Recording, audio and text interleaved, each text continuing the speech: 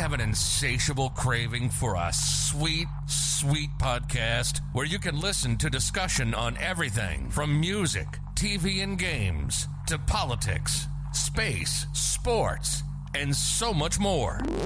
Do you like off-the-wall conversations and the most amazing segments with just the right amount of crazy? Well, you're in luck. Welcome to the place where three cool cats from Canada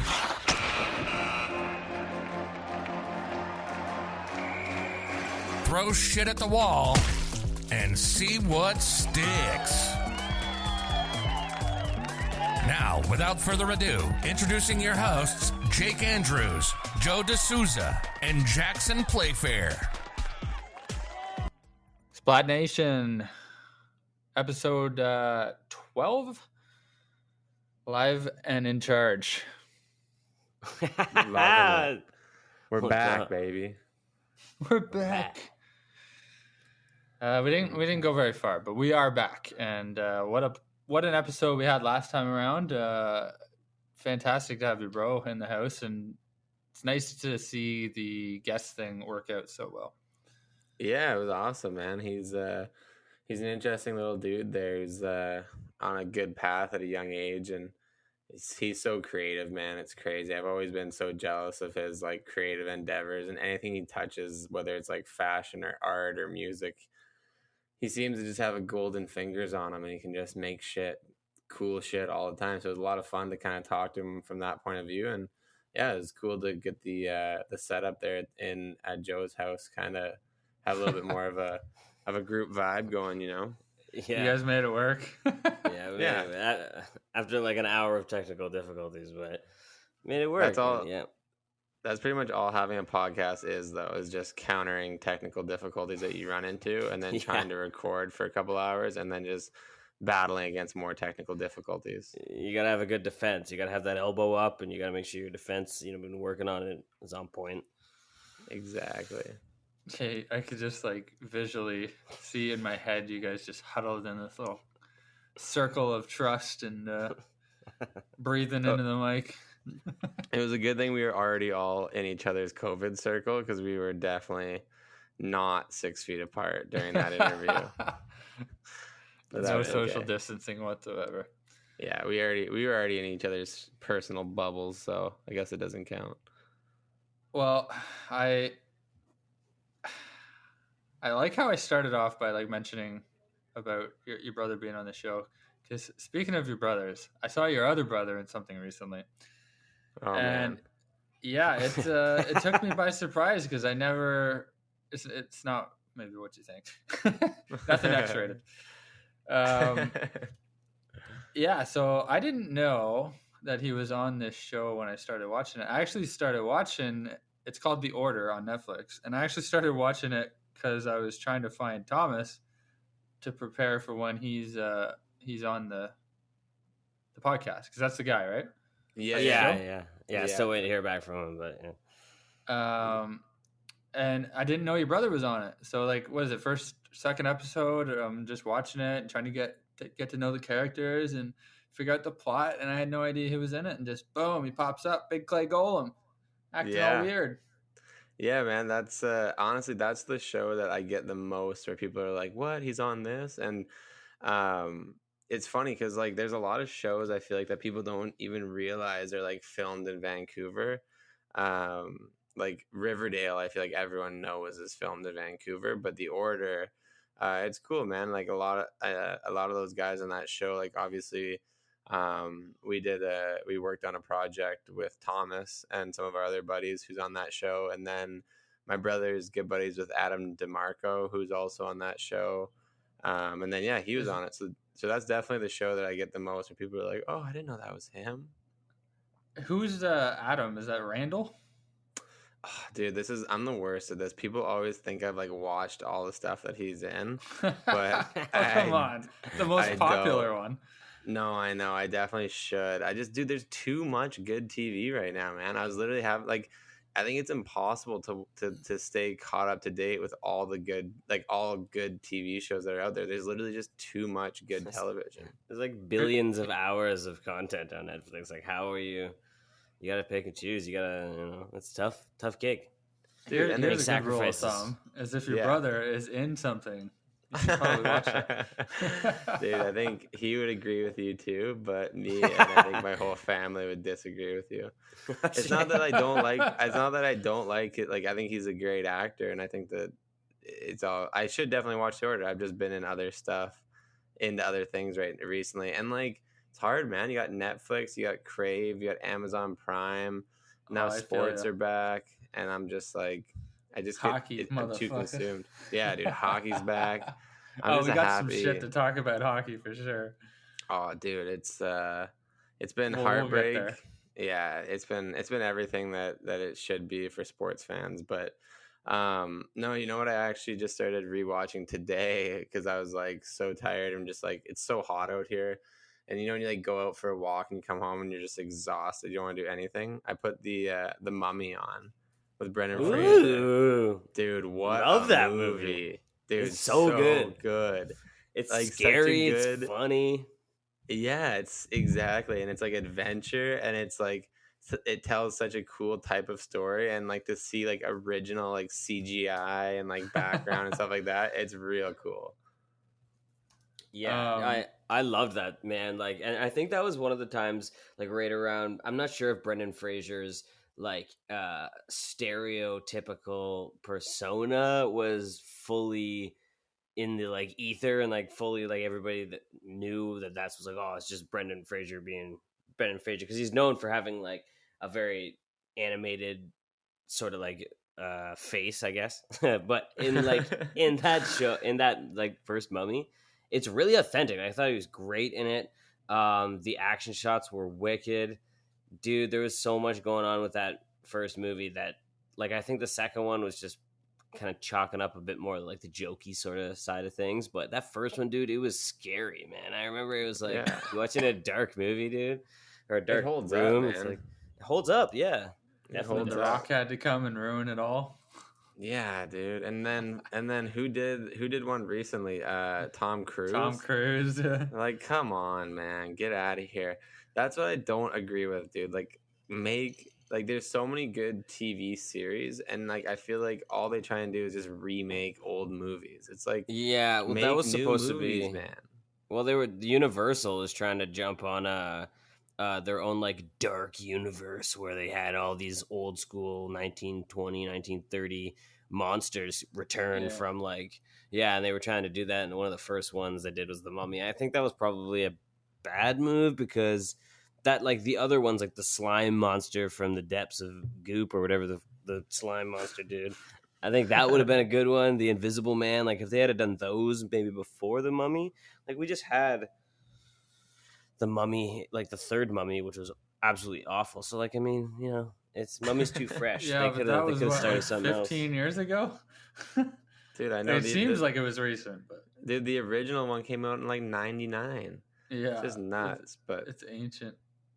yeah, no, but that brings us back to like, there's just like that. There's so much good and so much old that it's very hard to stay dialed into everything that's going on. But you know what is really cool that like you love to see is just the amount of like Canadian content that's getting big on like Netflix and shows like that. It is really cool to see, and like I think it's now becoming more common to the point where like you'd be more surprised by the movies that are made in Canada versus the movies that aren't. Like that recent Seth Rogen movie that I think it was called Bad Boys, or Is that the with all the picture where he kids. looks?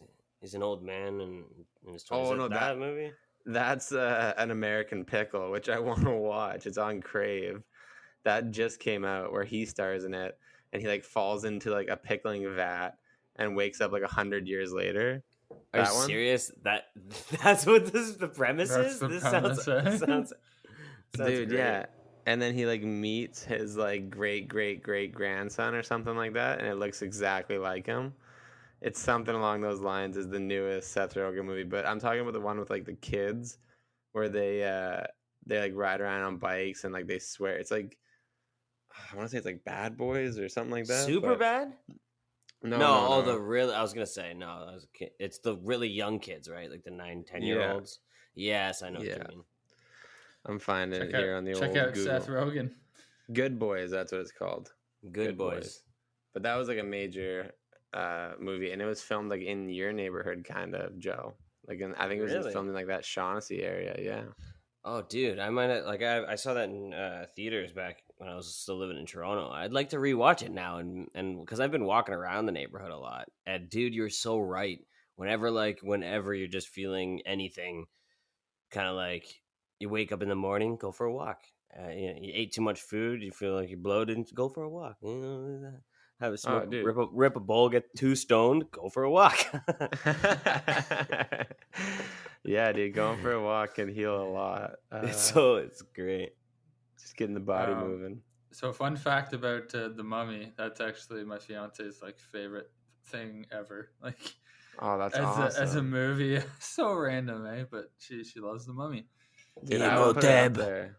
I'd put it up there, man.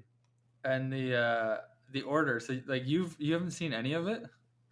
Dude, I think I've watched like 1 or 2 episodes. And Joe, you haven't seen any of it? No, I saw a trailer, I think. You guys are scum of the earth. Okay.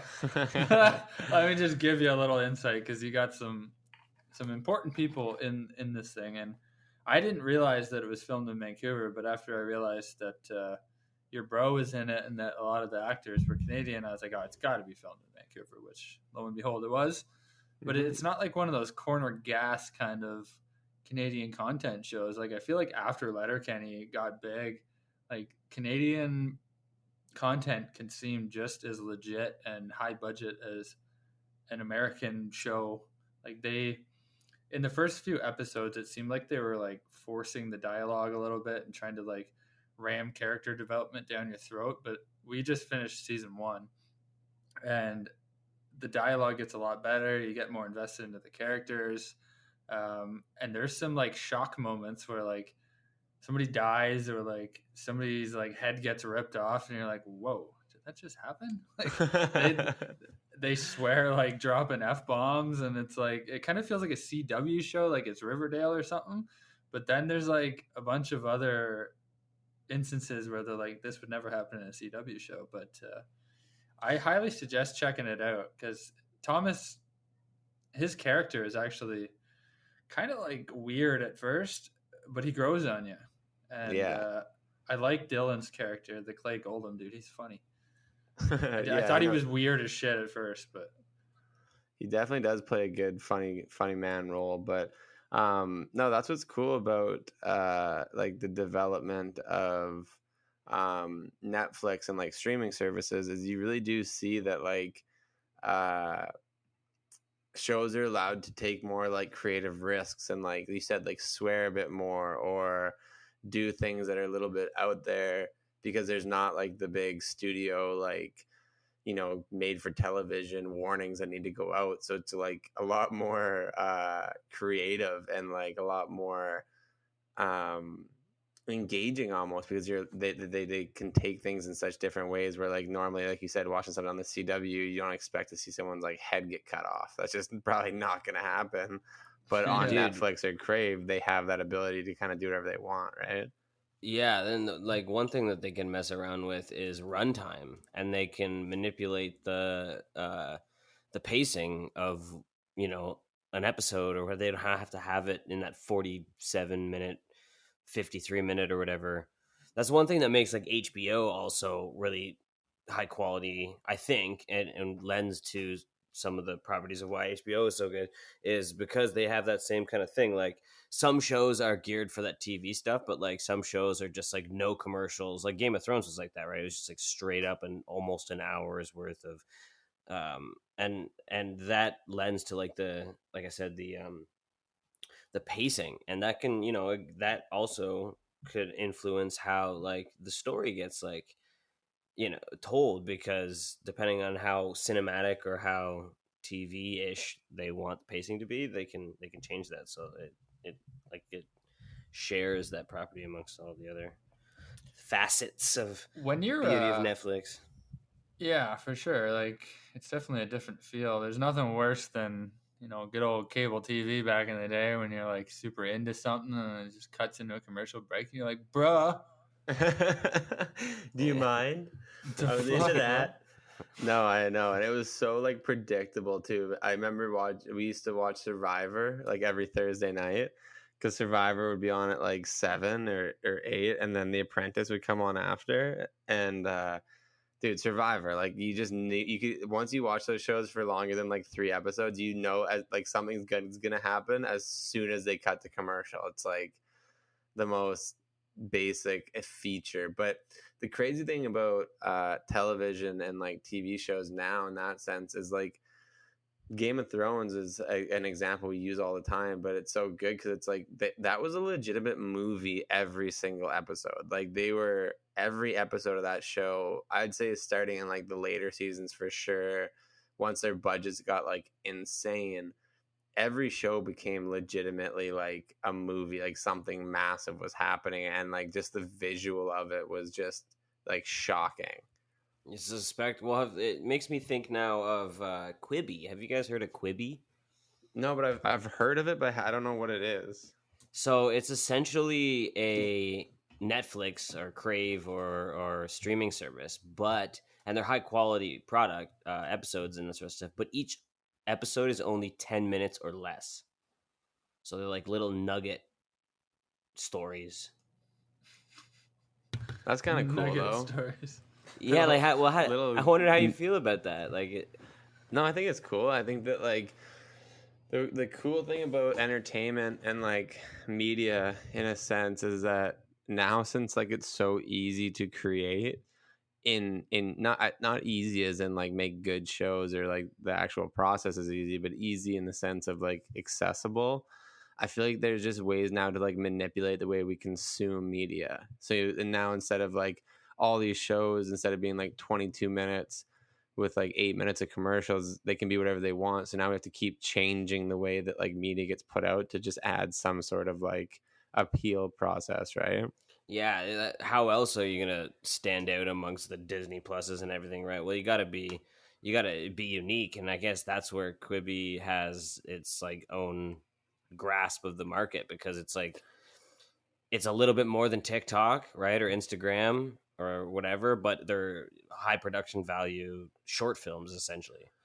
Yeah, exactly. And um it's just again kind of alludes to like how much stuff is out there. Like I was listening to a podcast with Rob Lowe on the Joe Rogan podcast, and he was talking about when he was in like a hit TV show back in the day, and he's like, I don't know the numbers for sure, but it was something along the lines where he was like, yeah, he's like, our TV show, we were like the 67th rated TV show out of 67, and they still had like 15 million viewers, and they were like the 67th rated show, and there was only 67 shows on all of television.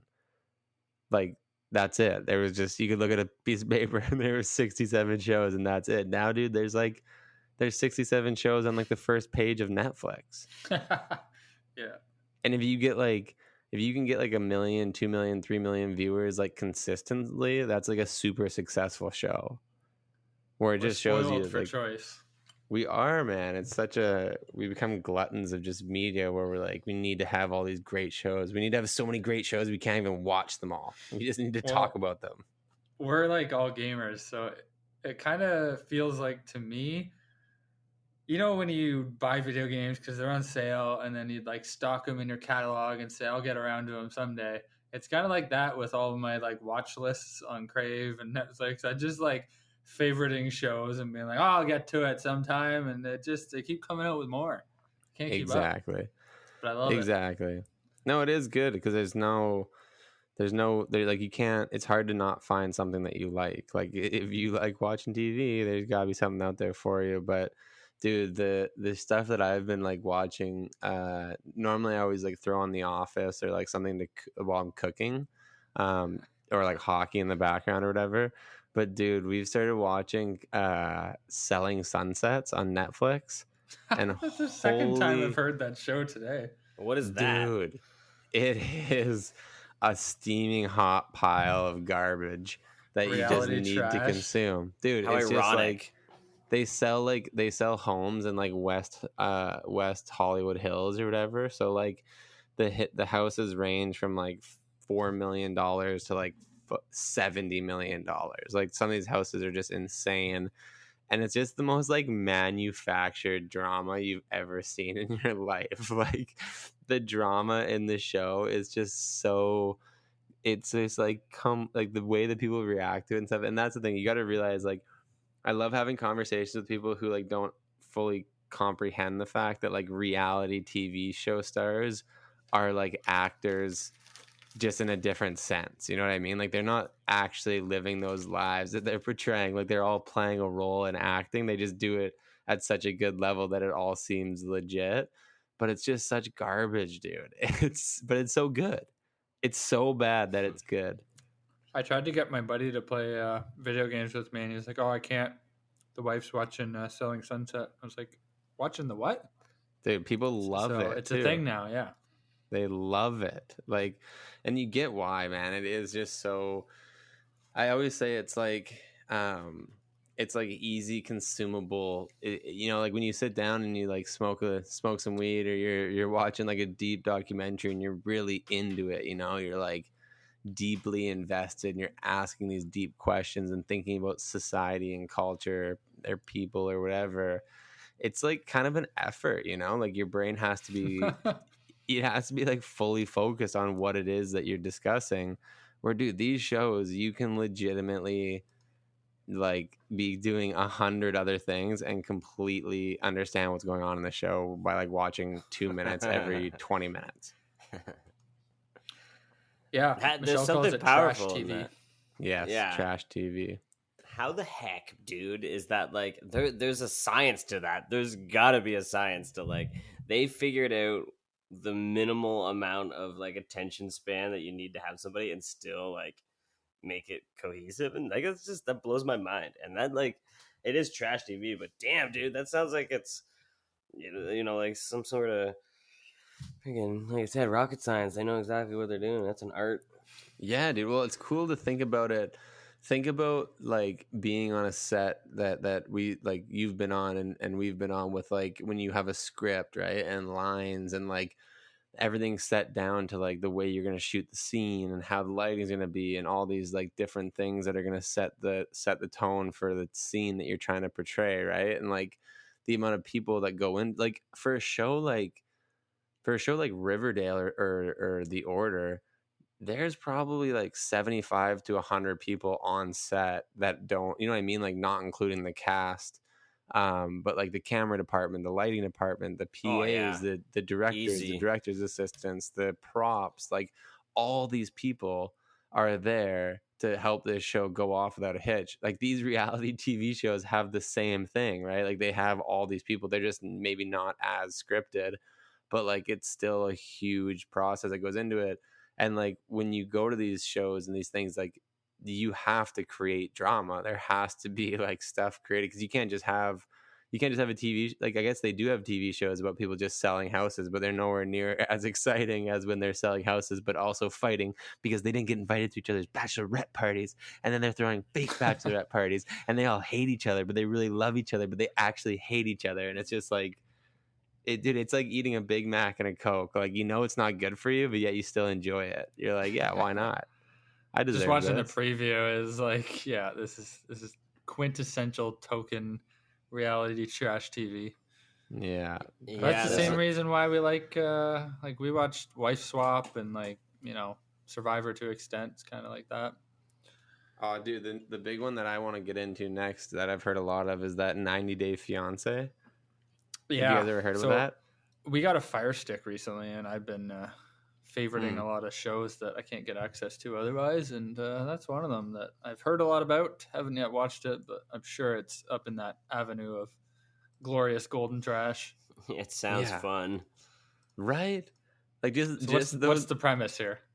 So without having watched a single episode, I'm pretty sure the idea is basically like just people like mail order brides, or like people that meet online and they're from another country, and so they move to like either like the US or wherever the one person is, and then like immigration law, I guess, is once you move there without like a work visa or a traveler's visa or a student visa or anything like that, you have like 90 days to be married or else you have to like go back. I don't know if that's it or if it's just like the whole point of the show is you have 90 days, but that's like 3 months. And like, I'm going to tell you right now, you cannot decide if you want to marry somebody and spend the rest of your life with them in 3 months. You can make like an initial judgment call probably, but I mean, that's you're rolling the dice, man. 3 months. I mean, Like, if you're that's- getting mail order brides, it probably doesn't really matter too much to you. Dude, that's the funniest part about it is some of the people on the show, you're like, wow, this makes sense. Yeah, love I get- Schmuv. I get what they're doing here. She looks For nice sure. and her skin is soft. Let's do this. Oh, dude, I know. Just weird people that decide they need to be on TV. But speaking of weird people, we touched on it a second before the show started, and I might be super late to this, but I have a funny story to go with it with the show Don't Fuck with Cats on Netflix. And both of you guys have seen it. I think you guys said you watched it together. Yeah, and it's insane. Man, Michelle won't watch traumatic. this show because she thinks there's going to be a lot of like visual harm to cats, which is so funny because that's what you said. But Yeah, that's why I didn't watch it for the longest time. And then we were at the beach and my little brother was like, dude, you have to watch that show. It's like one of the most insane documentary, like murder type shows on Netflix. It's like, you absolutely have to watch it. So I was like hanging out one night and Jess went to bed and it was like 10 o'clock. And I'm You like, watched all it right. by yourself, dude. Dude, listen to this. So I'm like, all right, like I'll check this out, you know. So I have an edible and smoke a little bit of weed. Shit, damn. And I put it on, bro. And I'm sitting there and I'm watching it. And like 20 minutes in, I'm like, oh shit, this is gonna be good, dude. Like this is gonna be really good. And then I finished the first episode and I'm like, holy shit. So I start the second episode, binge right through it, finish it.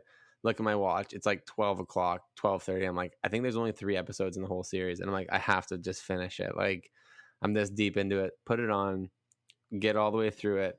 And for those of you who haven't seen it, it's not a spoiler alert at all, but something that the way the show ends, the very last scene, is they're essentially questioning like the ethics of the internet and like, if the way that people use the internet, no matter if they think it's for good or bad, it can be like it can fuel people to do bad things because of the notoriety and the celebrity and the fame that can come with the internet and being recognized, right? Like essentially that's the whole basis of the show and how it wraps up.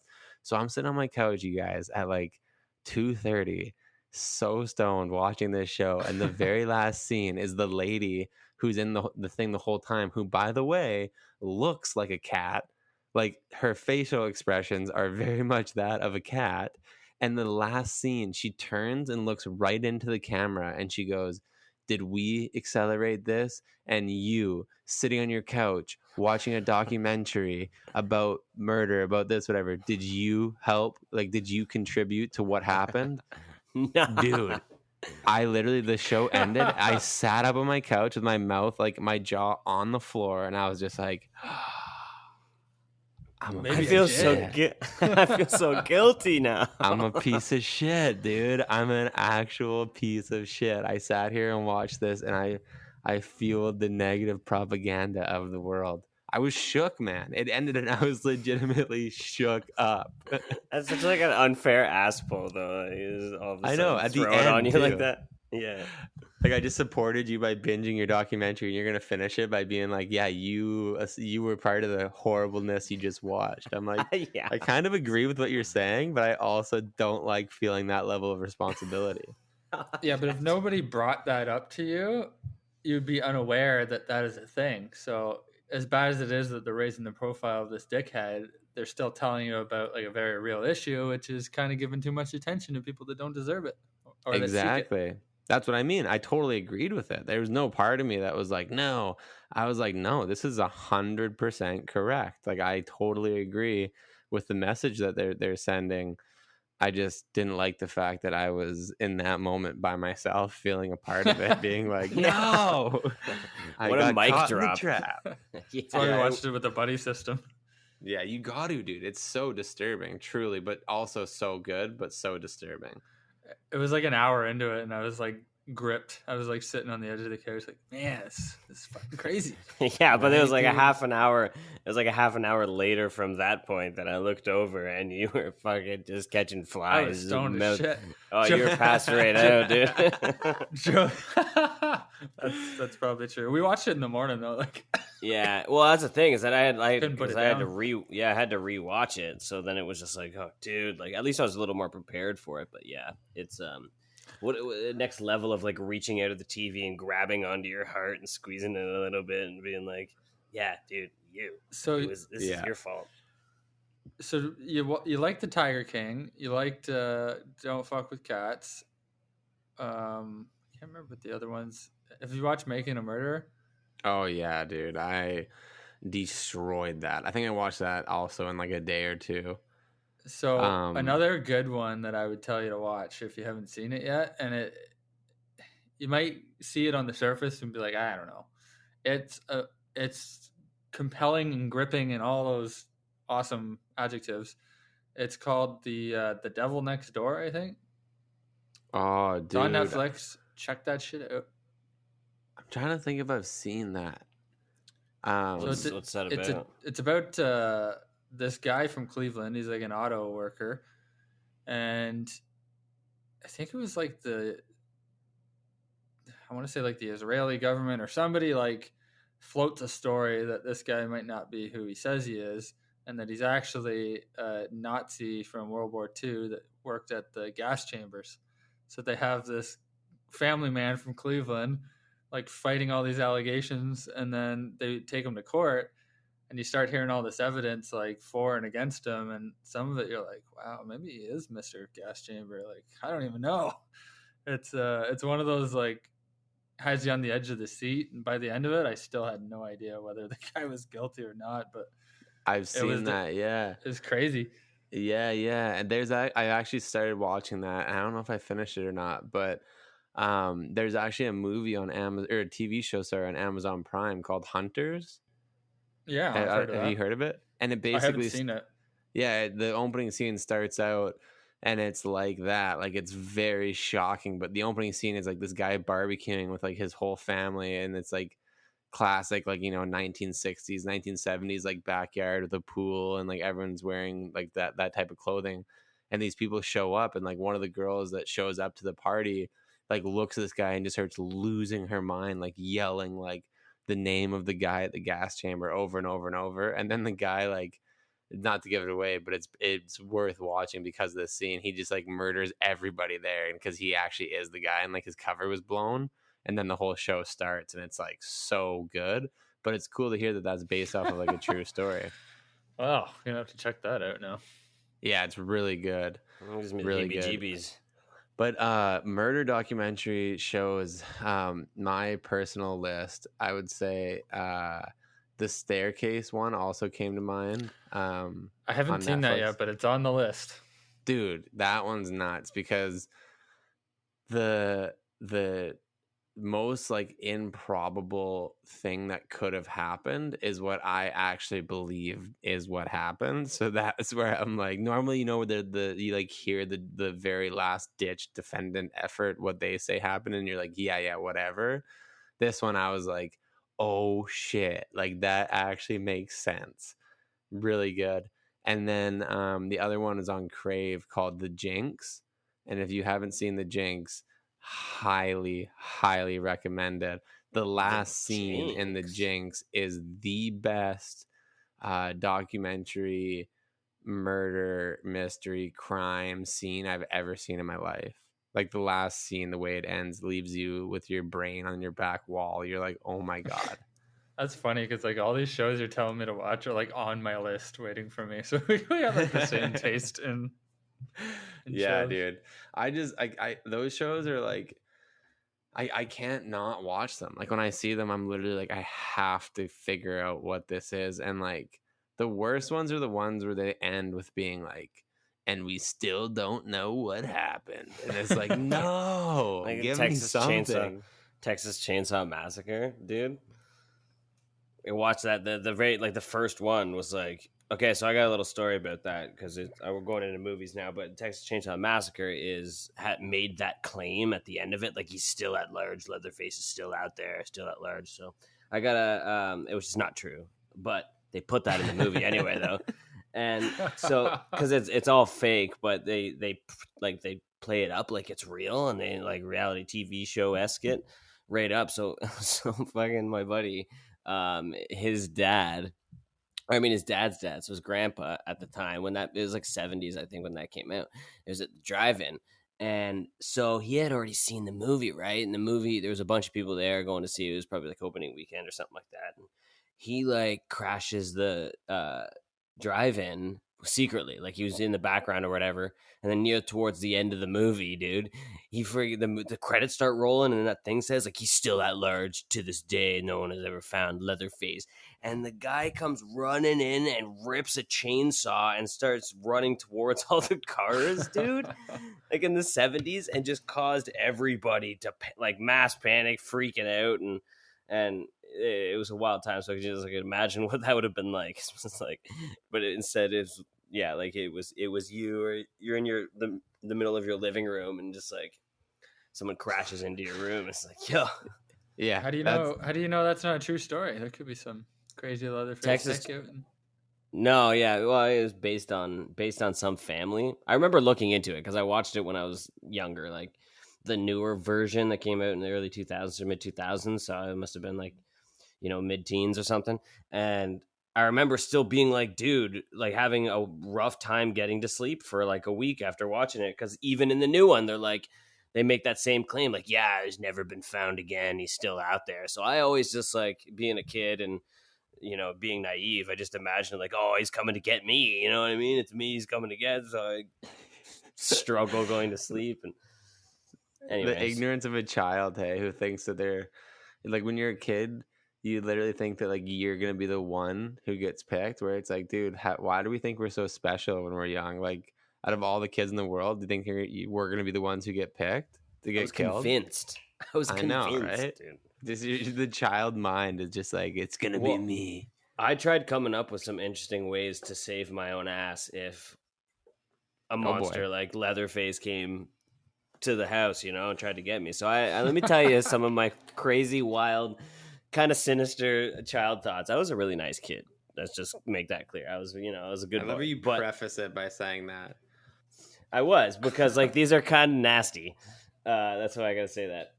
Anyway, so I remember. Okay, the first one was when I was a young little boy, and I was watching some on YTV. So YTV is for people that don't know what that is, it's just like the child channel or the kids channel, where I had a lot of cool shows on it. For some reason, Buffy the Vampire Slayer was on that show, like that on that channel at like 9 or 9:30 at night. Like all of a sudden, it'd be all kids shows and cartoons, and then all of a sudden, Buffy the Vampire Slayer, those crazy bastards with their fucking huge foreheads, big fangs, scared the shit out of me. So I used to be petrified of vampires, and so for probably 6 or 7 years, I had a phobia of vampires, like a serious.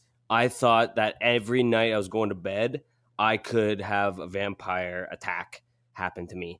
And so here's some of the shit that I used to come up with that would hopefully save my own life. I really like Spider-Man, so I found a Spider-Man mask. I threw on a Spider-Man mask every once in a while. So they'd fucking come through my room and be like, shit, it's Spider-Man. We got to get out of here. It's probably 8 or 9 when I thought of that one. I used to put my dude. I used to put my bed underneath my window, so that when they come crashing through the window, they jump over my bed, miss me, not see me, and then leave. That obviously wasn't. It's amazing that logic, you made it to 27, dude. Dude, I know. It's 28, almost 29, so it's been a pretty good years. That's okay.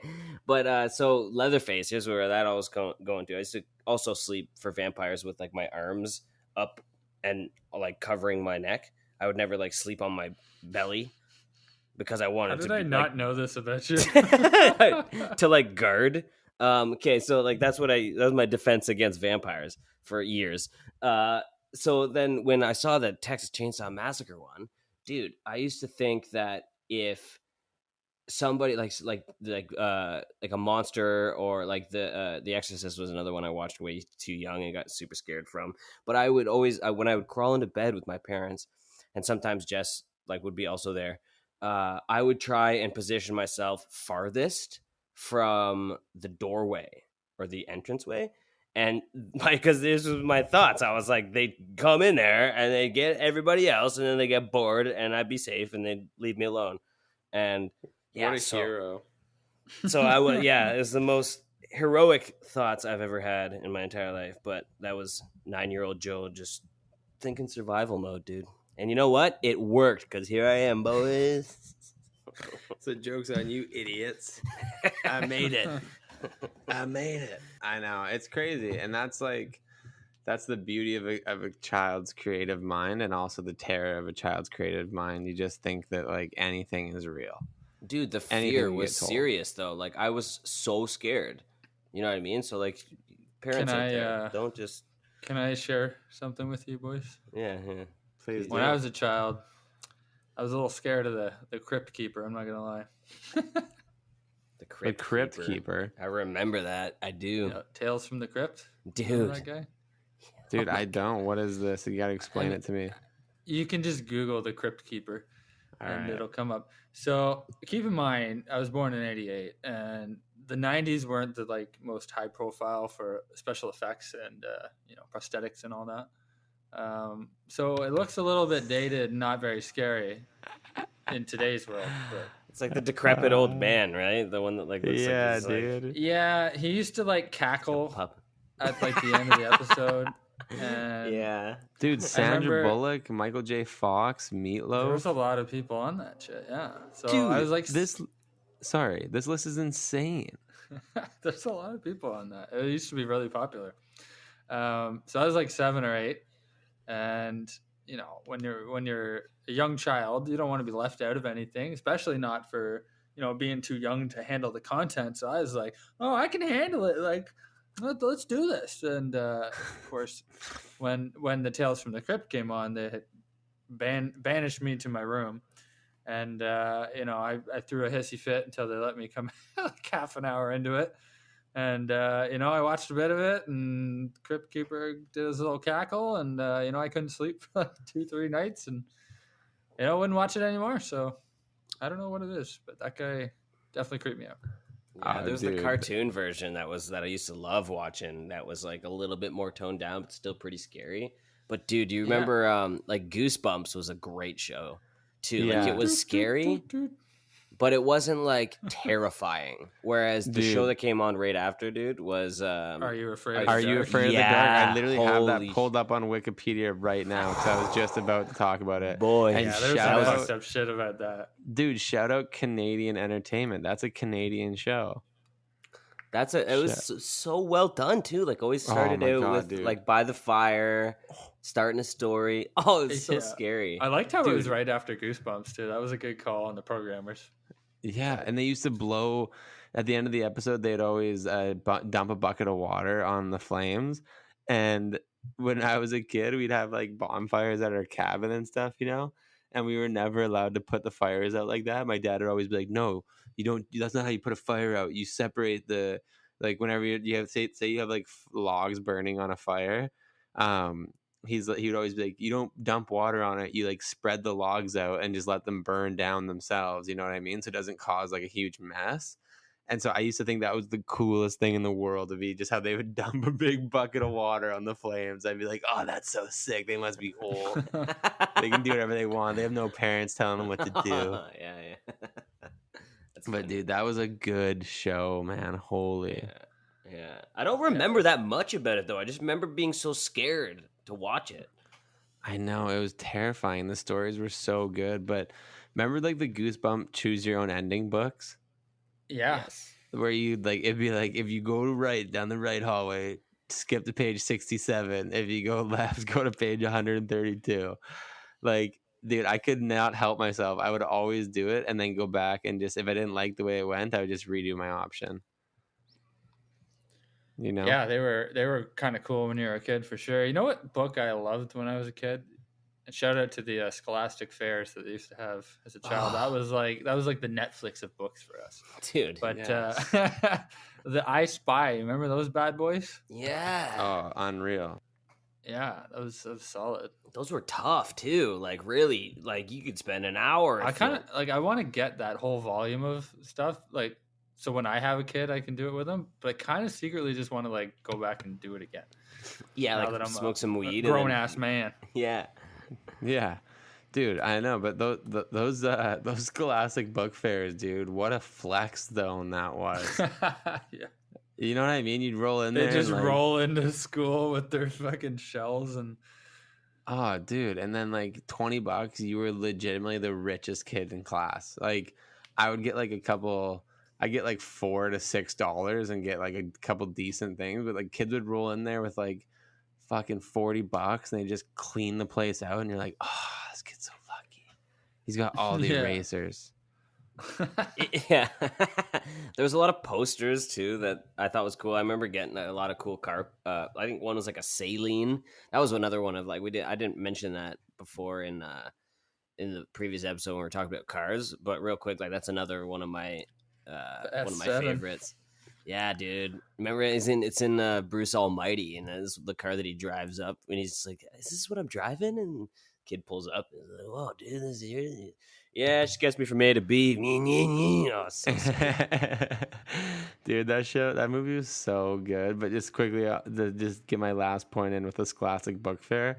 Did you guys ever? I don't know if you guys were like big hockey kids growing up, but the Screech Owls was like this book about a Pee Wee hockey team, and they would go to like tournaments and stuff, and like murders would take place, and the hockey team would like solve the murders. It was, dude. What? I'm telling you, it was so. There's 27 books, wow. and they were all like a Pee Wee hockey team with these characters, and it was so good. And I remember reading these books as a kid, dude. And in hockey, like guys have superstitions and stuff, right? Like the way they get dressed or like what they do as part of their routine. And in the series, one of the kids, the captain of the team, Travis Lindsay, he'd always hit the crossbar 3 times in warm up, and that's how he knew he was ready to play. And my whole life playing hockey, even when I was like 25 years old playing professionally, I would try and hit the crossbar 3 times in warm up to be like Travis Lindsay. That's a true story. This guy inspired, dude. Listen to this. The book themselves, all of which are told from the viewpoint of team captain Travis Lindsay, provide light action and mystery for the young readers. Terrorists, murderers, kidnappers, ghosts, and other improbable anomalies befall the pre-teen, in between, and sometimes during their hockey games. Wow. Tell me that doesn't sound phenomenal. That's intense. Dude, so they were Hardy so boys, good. eat your heart out. Dude, so good. It started making me think about like Scooby Doo, because I used to love watching the old Scooby Doos from the 70s right before I go to bed. And what was it about that show that was so compelling, where I believed throughout the whole episode, every episode, that it was a real monster? Like the way they said it, like just they, but we all pretty know genius.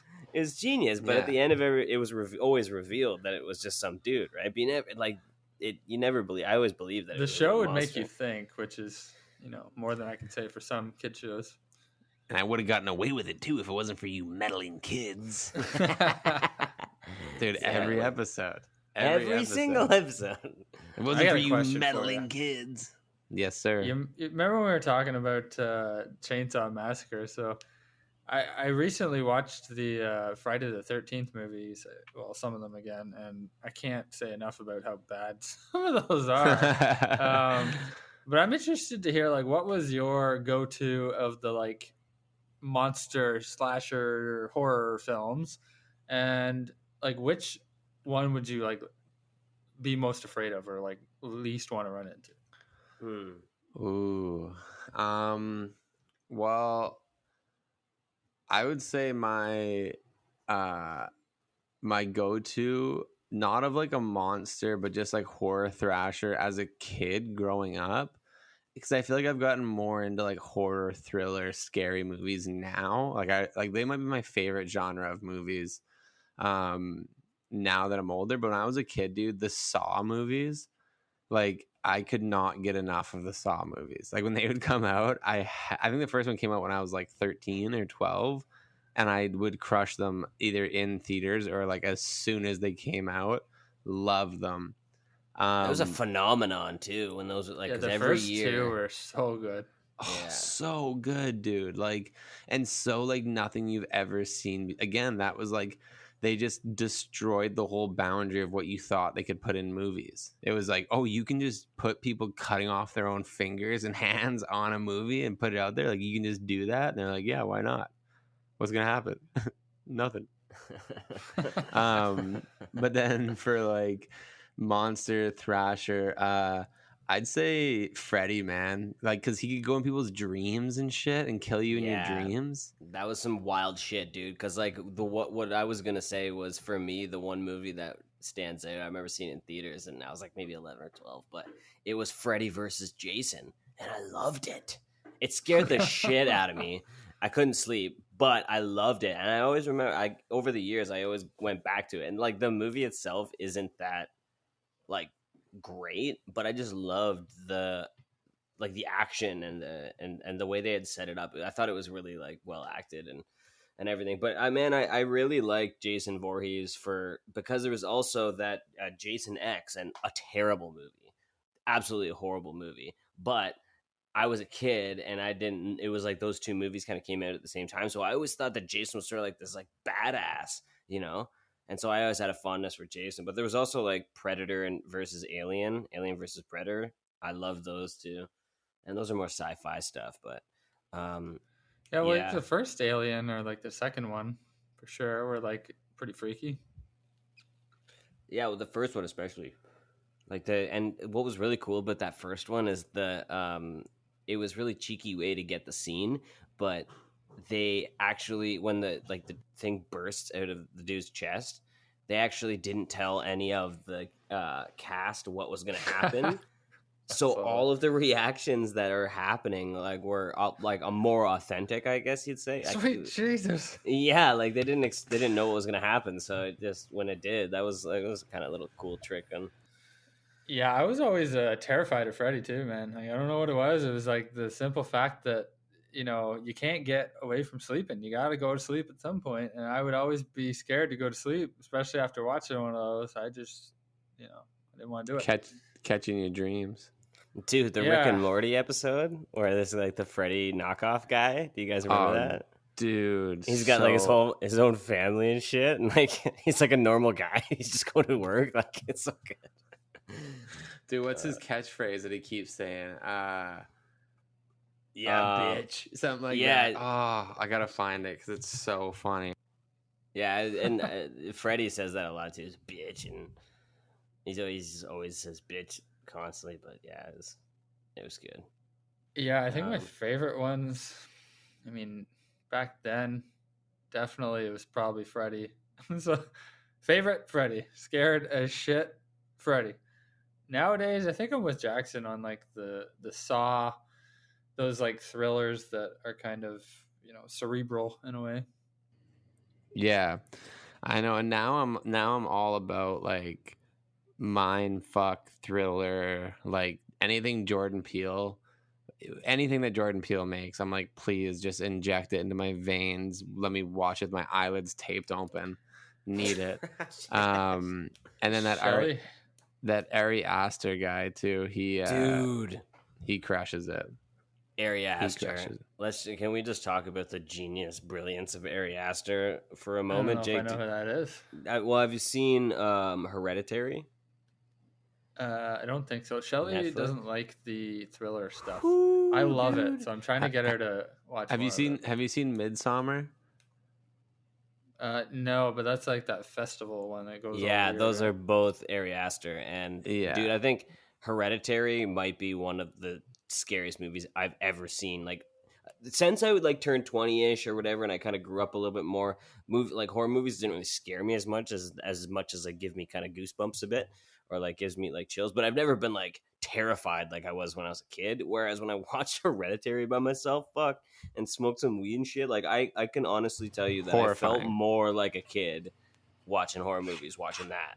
Like yeah, it's so scary for like all the right reasons too, because it's a lot of psychological horror, and then just some of the most evisceratingly terrible imagery but then it's also like beautiful, ironically too. Like the movie is shot so incredibly well, the color contrast and like the takes and some of the extended shots and everything. Like the movie is beautiful, but yeah, Ari Aster is just incredible too. And that's what is so amazing about Midsummer, is that like it's a horror movie based like in the broad daylight. And like, how often do you see that? Yeah, it's he has probably the greatest ability to make you feel uncomfortable while watching a movie. Like your whole body feels uncomfortable It's in very certain stressful, moments, yeah. and you're stressed out, and you're like, what the hell is happening in this show? And just so well done. Yeah, and I guess he's taking a break from horror movies.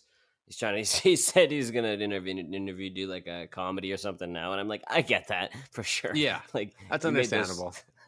after making those two, dude. Yeah. I could see, you got to get away from that place. for a bit. Hereditary. Oh, go ahead. I was gonna say I haven't seen this, so don't like ruin it for me. But one of the types of movies I know I like, so I got to get around to checking this out, is A Quiet Place. You guys ever seen that? Yeah, that was That's the type of thriller I like, where it's like you're not sure exactly what the hell is going on, but it's tense.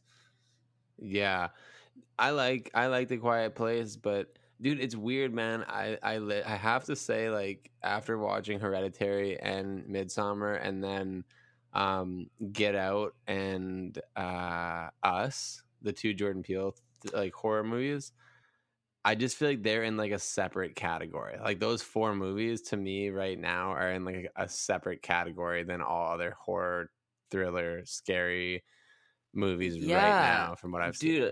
Dude, I get that, because there's not as much like jump scares. Like there are jump scares in it, but it's not like the movies, those four movies rely on them really, right? No, exactly. Those four movies to me, man, like are they have scary moments throughout, but scary in the sense of like, holy shit, like what would I personally do if I was in that experience right now?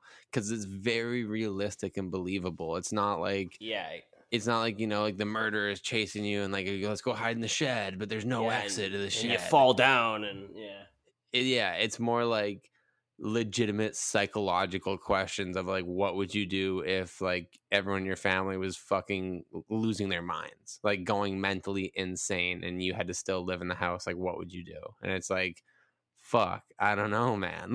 Like that's the situations that these guys are able to paint and then like make you live through it for 2 hours. And like that to me is so, it just it's art, man.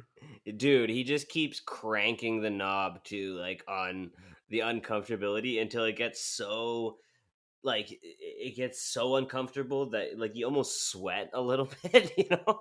Dude, I'm sweating just talking about them right now. Yeah, Jake, you gotta check them out. I've seen Get Out, and I enjoyed it. I didn't think it was as good as I thought it was gonna be, but it's definitely like an enjoyable type of uneasy thriller type of movie. So I have Us on the list of stuff to watch as well.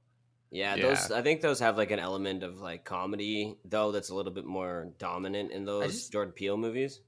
I thought there was definitely some comedy to it. I just thought it would be a lot more like, you know, scary moments than there was. There was a few jump scares. There was a lot of like psychological what the hell's going on, but there wasn't a heck of a lot of like. Dude, Hereditary, if you haven't been scared in a while, dude, watch Hereditary, bro. Hereditary.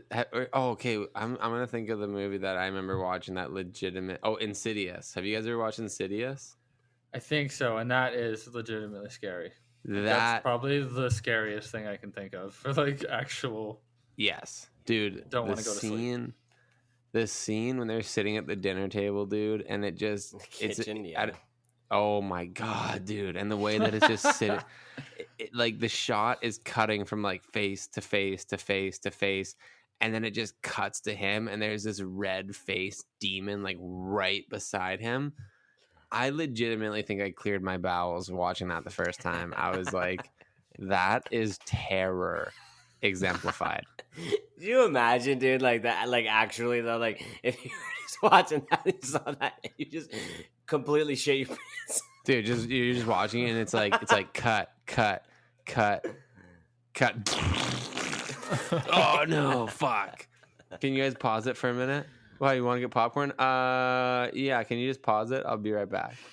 Yeah, give me, it was 2 minutes. Eventually, you're just like, the more horror movies that do that to you, you're just like, I gotta wear diapers now. Yeah, I'm watching horror movies. Why, dude? It's because I shit my pants. Literally. We want to know why? You want to know the truth? It's because I shit myself. Okay, fucking shit my pants. Speaking of movies, though, I had an epiphany, which is a great word, by the way. Good job, Jackson. Good word. Thanks, Jackson. Nice word drop. I agree. Epiphany. The other day, because we were talking about if the COVID vaccine comes out, will you like get it right away? Like, if the COVID vaccine comes out, like say December 1st, are you going to go get it like December 2nd? Or are you going to wait a couple months and see what happens, right?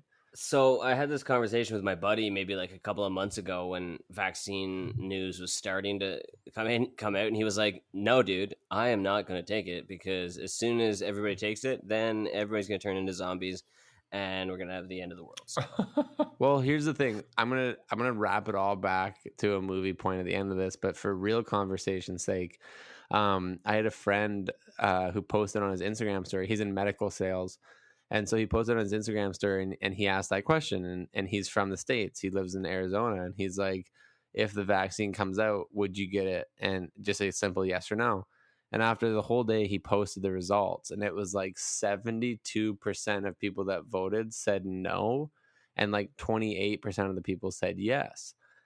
And me and Jess were talking about it, and she's like, that's fucked up. She's like, that's crazy that all these people like know this disease, blah, blah, blah. And I'm like, but what that is an example. It's like a way of showing the different viewpoints on the medical system in the US compared to Canada. Like in Canada, you don't view the medical system as this like bad, evil thing, where in the States, people do. Like if you go to the hospital and you have to get some tests done, you can leave the hospital. You can be there for like 2 hours and leave with like a $15,000 medical bill.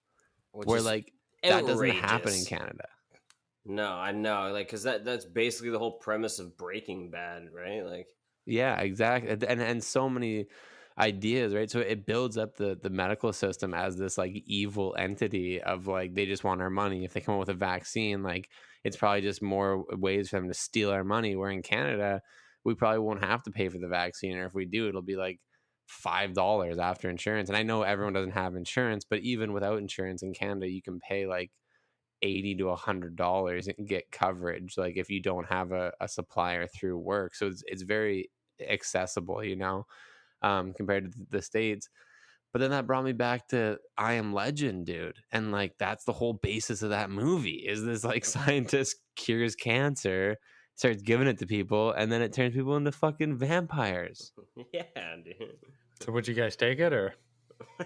Yeah, no, for sure I'd take it. Yeah. I'm such a sheep, dude. I'm such a sheep. I don't think I would. Not right away for sure. Oh yeah, I'd No, wait. I would give it time too, for sure.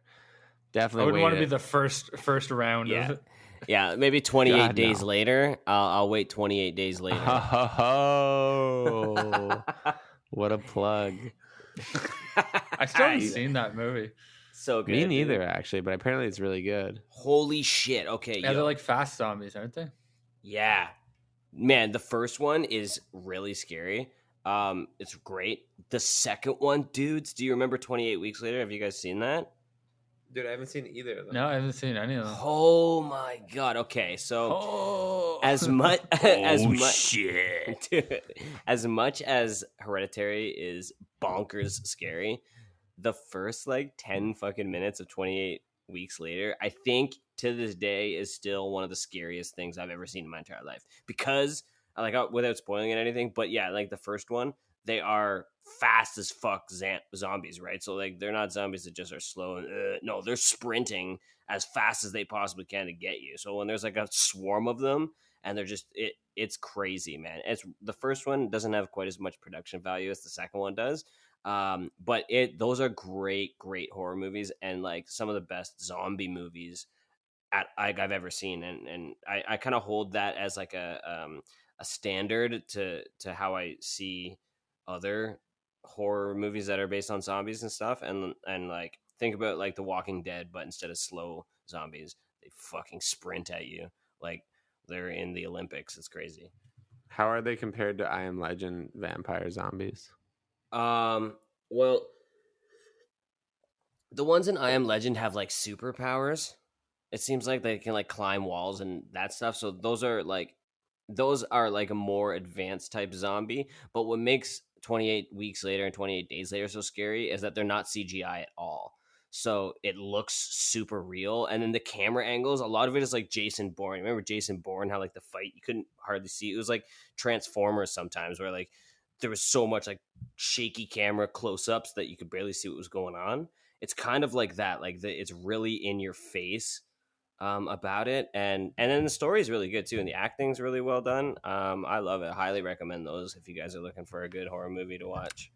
I'll have to Isn't check like it out. Cillian Murphy, the guy. That's in one so of those? funny, dude, because he is, and I was just looking that up, and I was like, oh, I know that guy. This must be I want to good. watch Peaky Blinders. I still haven't seen that. I've watched the first season, I think, but that's one of those shows that people get so hardcore into if they like it. Yeah. It just didn't seem like something I would be interested in, but like after being out for 5 or 6 seasons and getting a lot of different praise and awards, it might be worth my time. Yeah. And in other fun news, I was scrolling through, for whatever reason, Amazon's book section. Apparently, there's a children's book called "I Need a New Butt." Have you heard of this? No, I've not. No, but I always say that to my son Callahan. I always say, "Oh, he needs a new butt because this one's got a crack in it." Yeah. The Well, fucking Family Guy. This plug. boy suddenly notices a big problem. His butt has a huge crack, so he sets off to find a new one. Yeah. Yeah. What a premise! I Man, missed my calling. Kids' books. Okay, so No. this is a beautiful segue, and I've been waiting to ask you guys this question. I wanted to. I've had 3 episodes worth, haven't asked you yet, and this is the perfect time to ask it. So Lay it on me. okay, here we go, guys. So this is a Family Guy question, and my friend mentioned it when I was talking to her. She's like, "You guys should explore this idea." And it's really fun. So like in Family Guy, there's the one, that's why I brought it up with the Family Guy thing, is because like that episode, Peter gets all these plastic surgeries, and then Lois is like, "Peter, did you get a new butt?" It's like, "I had to, Lois. Mine had a crack in it." It's so good. So That's so a here's nice Lois voice. That was a good Peter. Lois. Yeah, Peter is Joe. Yeah. Anyway, so here's the question for you guys. I haven't seen the episode exactly, so, and are you guys familiar with a lot of Family Guy or Yeah. no? I love You it. are. Not really, but I know enough to get by. So Okay, all right. Try So here's the question: how many exactly 5th graders could you take on before you get defeated? oh god, Oh, dude. this was one of those questions for sure. I know, man. And I've discussed this question before. It's the exact number though. I know. And why? 5th graders? Do I? And Is I there have I have just my fists, right? Well, let's see. Yeah. Let's say only your Yeah. whatever you think. What's your take? Well, Is there a right dude, answer to this? Yeah, I mean, well, if I have a baseball bat, dude, are you kidding me? Like Okay, yeah, a bunch just of fists. 10-year-olds. If I just have my fists, though, because 10-year-olds are grade 5, right? I think so. Something like that. 10 or 11. Yeah, dude, I would legitimately say, I would Two. say 47. 47. 47. They fuck 'Cause, your like, shit up. No, not a chance, dude. Because, like, the thing that I'm thinking is, like, I could probably take 2 5th grade classes at lunchtime. You know what I mean? Like, If you just ate too, like full belly. no, I'd want to be light. But essentially, my thought process would be, like, go after the smallest kid first. Say, like, 4 of them run at me from each side. Get the smallest kid.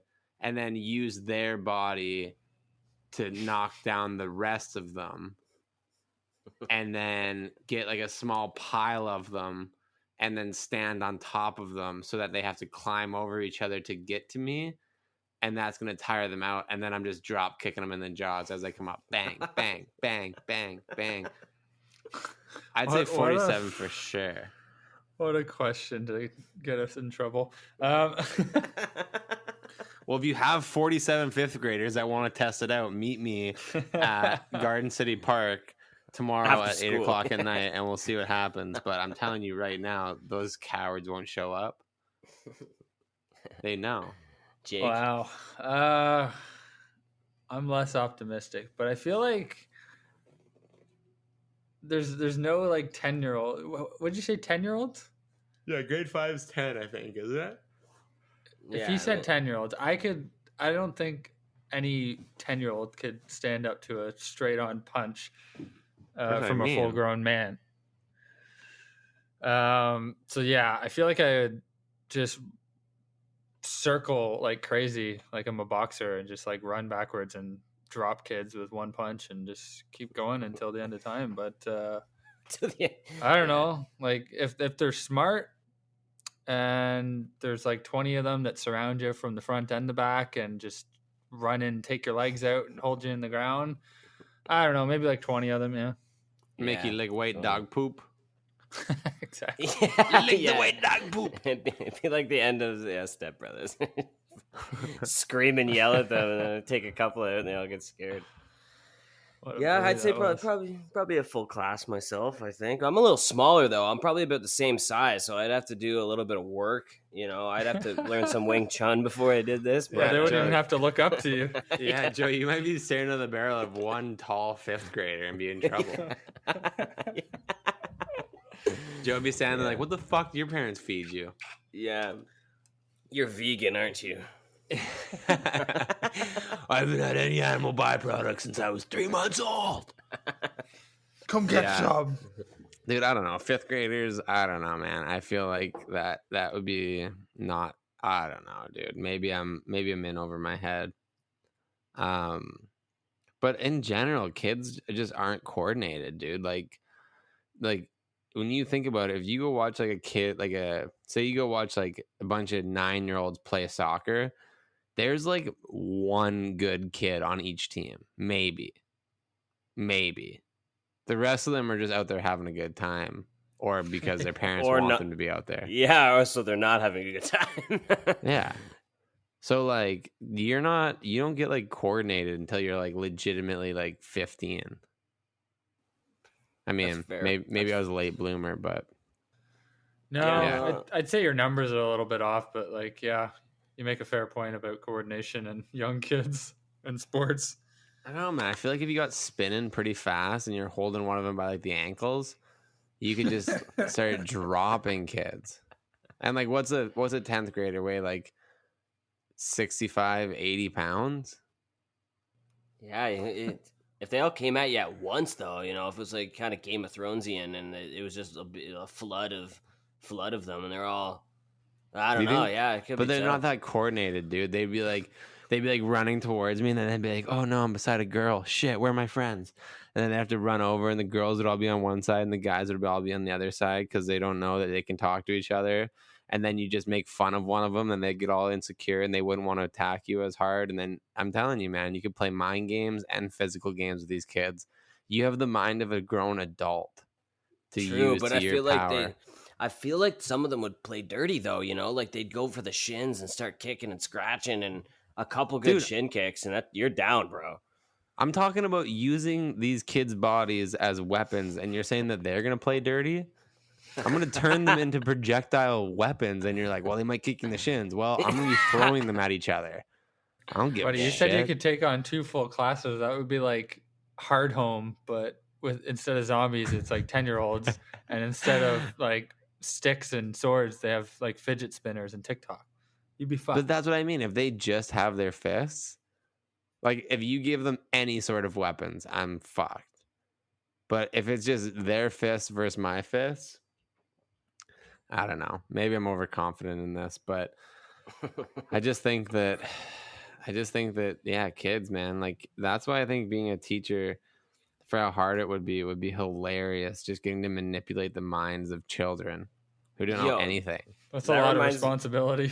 That reminds dude. me of such a funny meme, dude. There's a meme where like, yo, this grown ass man is like straight up really cheesed at this like 11-year-old and like upset and mad. And like, it's like, bro, take it easy. You're an adult, dude. Like, relax. We're kids. Like, and man, I remember teachers used to get really, really upset. And I guess I'm not a teacher. I don't know what that's like, but we were shitheads though. Dude, I don't know if I've told you this story on the podcast or not. But it's kind of fucked up, but it's also hilarious. But we used to make our like music teacher cry all the time, dude, when I was in school. Like, in like just by like being loud and like bullying him, and we were in like grade 6, dude. Yeah, we'd make our French teacher cry and shit too. Yeah, like it was fucked up. She'd be like, dude. "Sit down in your seat and take attendance properly." We'd be running all over the classroom, out into the hallways, just screaming. Oh, dude, telling him he sucks. Kids would be calling him a loser. He'd be like, "Who said that?" I'd be like, "You're a loser." He'd be like, "I'm not a loser. You're not my dad." That's like the worst job you could have as substitute teacher for like grade 4s. But dude, the reality is that you just can't show emotion in that position. Like you can't let kids know they're getting to you. Like this guy used to like, he used to be like, "If you guys keep going, you're hurting my feelings." And like, you can't tell a bunch of 6th graders they're hurting your feelings, dude. That's just That's fuel. a bad play. That's just jet fuel, dude. It's legitimately jet fuel for a 6th grader. When they hear that they're hurting the feelings of a grown adult, they're like, "Oh, I got you." Like if I was that substitute teacher, I would just like not go through the curriculum at all and just be like, "Yeah, it's 1 or 2 days. I'm just gonna do nothing." And then when the real teacher gets back, and I'm like, "Do you know the kids that you teach?" Oh, dude. How was I supposed to teach them anything? Do you remember being a kid and like your substitute teacher would be there and then they would leave, and then when your real teacher would get back, they'd be like, "Okay, so Jackson, Joe, and Jake, what were you guys doing yesterday?" And it's like, "Oh no, they told you that little rat, the sub ratted on me." Like you thought the sub like had your back for some reason. They're like, "No." The cover for me was that I was often in the mix of those terrible children to the substitutes, but there were so many of us that the volume was so high that I kind of snuck under the radar as like not the worst kid. So yeah, often would get off with a slap on the wrist. But. Yeah, no, I would fall in that category as well. It's like, just don't be the most outrageous, and there's a good chance you won't get in that much trouble. Well, there's an age-old, kind of piggybacks off of Joe's question about the 10-year-olds, but what was the one? It's like, would you rather face one horse-sized duck or 100 duck-sized horses? Oh, dude, I know. I always think the correct answer is 100 duck-sized horses. Because you could just punt those things, dude. Like, I guess if they started biting you, you'd be kind of fucked. But, dude, imagine that how like the real question isn't would you rather fight a duck-sized horse? It's would you rather fight a dinosaur or 10 duck-sized horses? Because a horse-sized duck is a dinosaur, dude. That's not. Yeah. You know what I mean? Yeah. Yeah. Like you're just fighting a dinosaur. Scary prospect. Yeah. It's insane. But I think if you could just be drop kicking duck-sized horses, and then once again, just get one down and then use it as a weapon, then I think you'd be all right. That's true. Yeah. That's kind of what I'm sticking to. I'm kind of sticking to that with these questions. That you seem to make a weapon somehow. We're pretty much already there, so I'm just going to give us the old natural transition here. I don't know. It's time for Would You Rather? I don't know.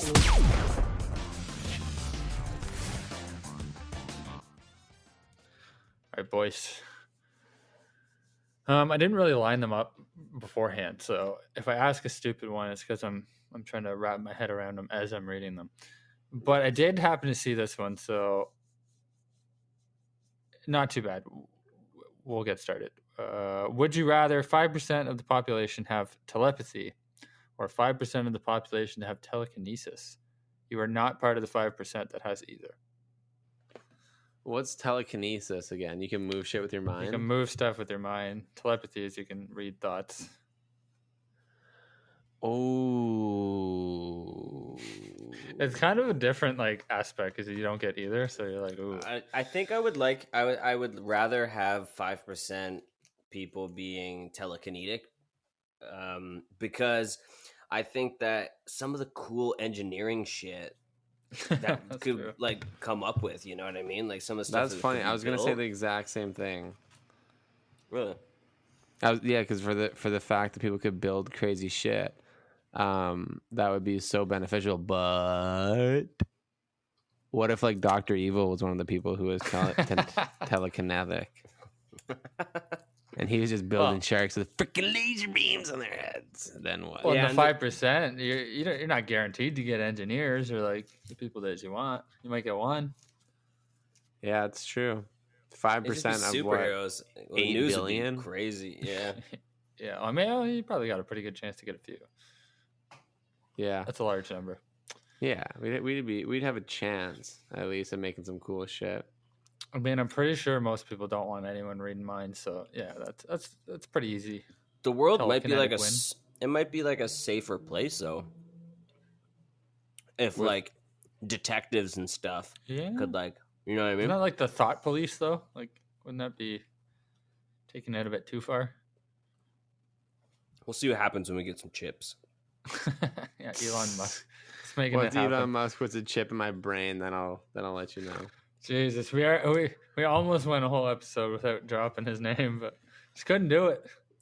Yeah, he needs more publicity, so we'll give it to him here on our show. All right, you're a enough deal. You're a musical people. Would you rather be forced? Would you rather be forced to dance every time you heard music, or be forced to sing along to any song you ever hear?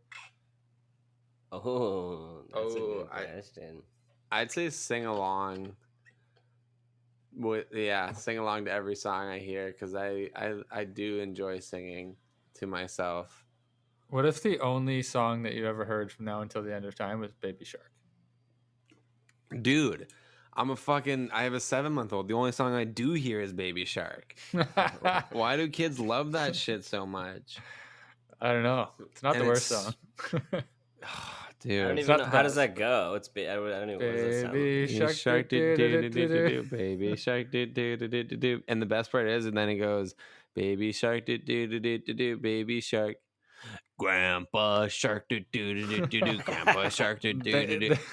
They each have their own like hand motions and stuff. Yeah, exactly. And Grandpa Shark's got no teeth. Grandpa Shark is the toothless. And then it's like, let's go hunt, let's go hunt, let's go hunt. And the last line is safe at last, safe at last. But yeah, those songs are.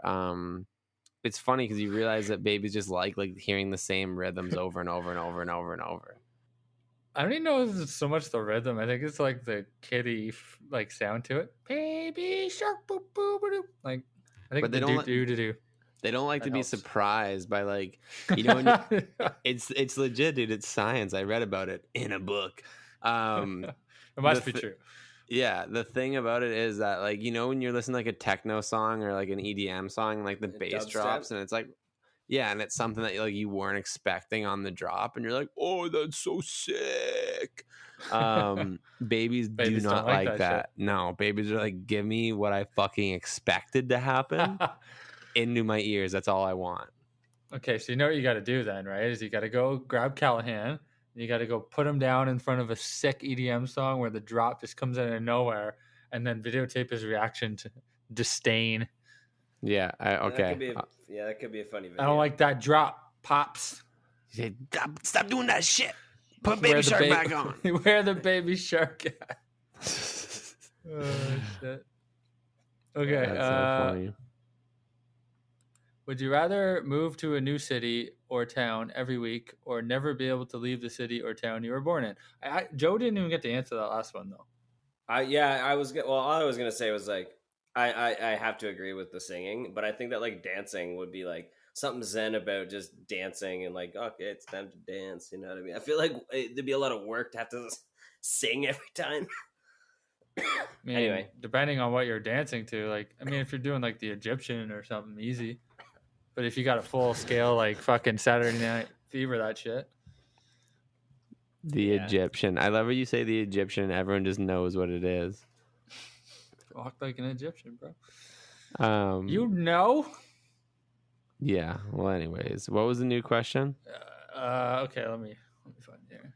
Would you rather move to a new city or town every week, or never be able to leave the city or town you were born in? I'd say move to a new city or town every week. Every week? You know how packing. I just never unpack, I guess. Yeah. You know, packing. Yeah. Well, I mean, I'm not. I didn't view it as like settling into a new home every week. I viewed it as like hotel living. But yeah, backpacking. That'd be pretty cool. Yeah. I just think personally myself, I'd stay in the one town. I would just be like, yeah, this is my hometown and I'm comfortable. And I think it would just be for me as like a community and having that like consistent community because like once a week, dude, like what if you just like went to like the next city and then back? Oh, it's got to be new. You can't. Yeah. I mean, you'd be really cultured. That's for sure. Well, Dude, knowing what you know now, we all kind of moved around a lot. So, like, think about how painful it would be to never experience anything other than, I don't know, wherever you're from. Yeah, that's what I mean. That's what I'm saying. It's pretty not great. I'll just watch the Discovery Channel. There you go. Discovery Channel. Yeah, Don't big ass TV and watch the Discovery Channel. You know, with the fishies. Okay, I got a good one. Would you rather be a reverse centaur or a reverse mermaid/merman? So you have the fish head with the human body, or you have the horse head with the horse front legs, but the man body, which is strange because in this picture, the horse has the head and the front legs of a horse, but it's also got the shoulders and like everything down of the man. So that must be so awkward walking around. Like you couldn't. Yeah. And you don't even get to have a horse dick. That's the worst part. No, exactly. At least as a centaur, you have a human brain, but a huge, massive horse dick. No, I would do the fish. Did you say fish or human head, fish body? No, fish head, human body. Yeah, dude, I'm doing that for sure. Fish head. What would you be though? Like what fish would you be? Shark. And be a shark head. How would you make that work though? Like logistically? A hammerhead shark. Because like if you had to stay in the water because you had like the gills and the fish head, your human body would get all wrinkly. And what would you have? Like a bowl of water on your head? Yeah, that's what I was thinking. Like an astronaut helmet, but of water. Also, do you have that? Do you have like a neck? Do you have a neck, or are you just like looking straight up? No, you got a hella thick neck. It looks like there's a pretty thick neck involved. Yeah. Hella thick, dude. Bitches love hella thick necks too. It looks like there's even fins on the side of that head. I would take fins as long as I still had my arms and legs. Yeah, it looks like the arms and legs are intact. So yeah. You just got an extra set of fins or hooves. Look at my hooves. My hooves. I mean, if you were the horse person, you could probably take on fucking 60, 70, 80 fifth-year-olds, I bet. With the freaking hooves, just fucking bonk them all in the heads with your horseshoes. Yeah, but dude, if I was a fucking hammerhead shark, I would just bait them into the water and then nom, nom, nom, nom, nom. Who said anything about a shark? You're like a fucking guppy, bro. No, you said I got to pick what I wanted to be, and I said I'd be a hammerhead shark. I said, what did I say you get to pick? I said if you could pick hammerhead shark. Yeah, that's just too easy. Everyone would be the shark. Wow. Sure, yeah. Oh, you can also be a thoroughbred. What are those big Budweiser horses called? Clydesdale. Clydesdale. Yeah, you could be a big Clydesdale too, just for the fun of it, because it's It's not a real decision I got to make. You never know. yeah, man. Crossbreeding and stuff. Elon Musk might. Come up Dude, with something. cloning CRISPR, bro. You're right. We never know. Transhumanism. Oh, dude, you gotta be careful. We're gonna have to delve deep. We didn't even get to talk about hockey. Okay, that's next episode. Yeah, we'll get There's into so it much later. that has happened. Who gives a shit? Oilers are out, Leafs are out. Who gives a shit? I called that, did I not? I called. Yeah, you did. You did. My boys won today over the Flames too, so I'm happy about that. Yep. That's a good. That's shaping up to be like one of the best series there is right now. Yeah, I'm just worried they're gonna be worn down by the time they get to the next round if they do. So, I don't know. We'll see.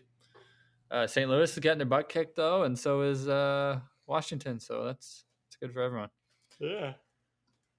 All right, I think it's Mr. Jackson on the trivia. It's time for Lightning Round. Lightning Round. Lightning Round.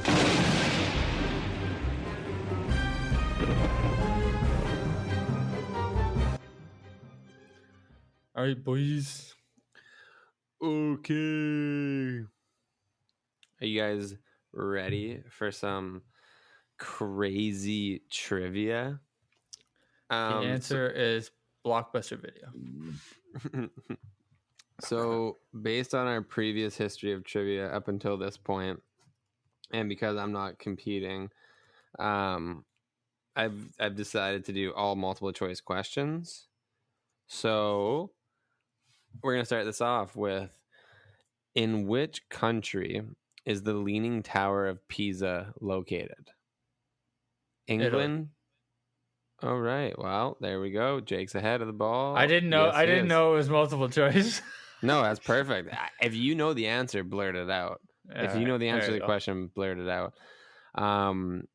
Okay, next question. Which animal is the tallest animal in the world?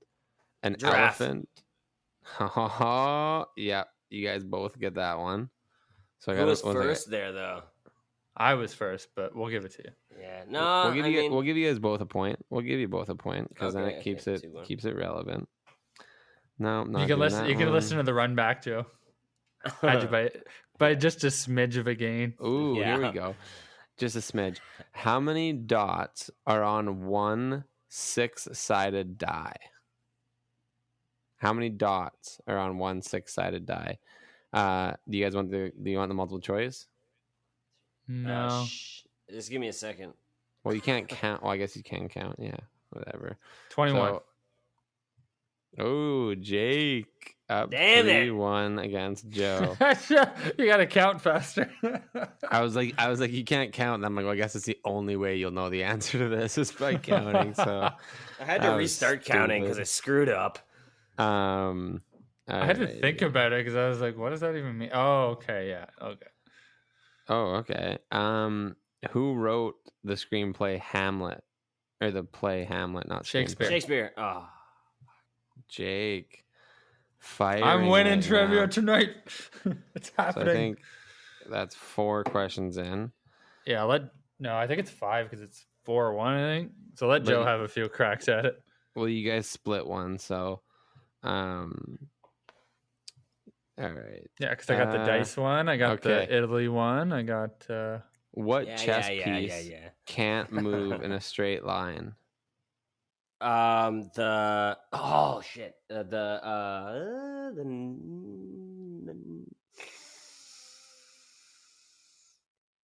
knight. Yes, that's correct. Yes. Crushing, dude. I wasn't sure though because it's an L, so I wasn't sure if it was like. I wanted to say the other one, like the L is not straight. Yes. I know, but there's like 2 straight lines in it, though. You know what I mean? So Yeah, I mean, sure. I see where you're going with that. Okay. What's a supernova? explosion A of a dying star star. at the end of his life. We gotta give that to Joe. Yes. We're getting close. 4-3. And What was the actual answer? The explosion of a star. You both got it right, but Joe said it first. Okay. Ooh, okay. Ooh. What is the technical term for a lie detector? Polygraph. Boom, Jake. Yeah. And was a clean that answer. is 7. So I think we should wrap it at that. Jake with a nice huge W. Cha-ching, cha-ching. Boom. Excellent. There it is. Nice and Tasty. nice and simple. I'm excited, trivia for dude. tonight. I'm excited for your rant, bro. So am I. It's been Oh, a fuck. long time coming. Yeah, I haven't had one in so long. I don't even remember if I know what it is, but I'm gonna dig it up. What do we got next year? Oh my God! What's weird in the world today? Oh my God! He didn't just do that. Oh my god. Oh my God!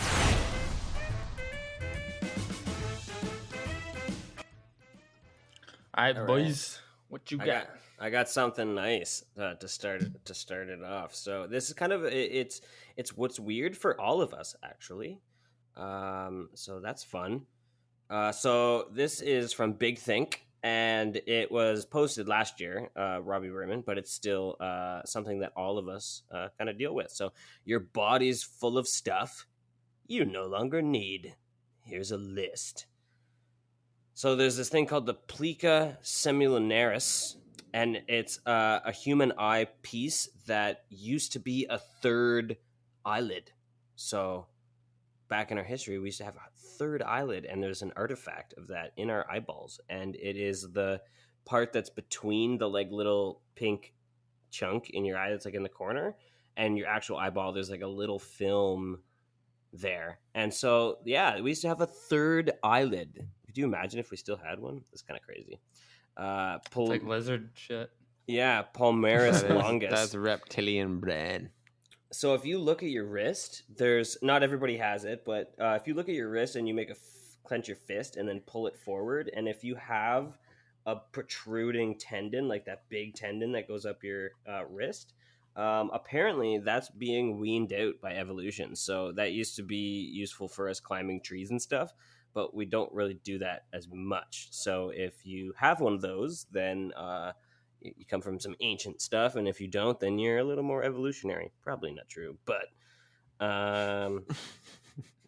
so apparently we don't need a Darwin's tubercle, and that's a little groove in our ear. It's at the top back area of your ear. It's one of the outside like ridges, and what it used to be used for was so that we could move our ears in the direction of sounds that were interesting, like dogs do or cats do.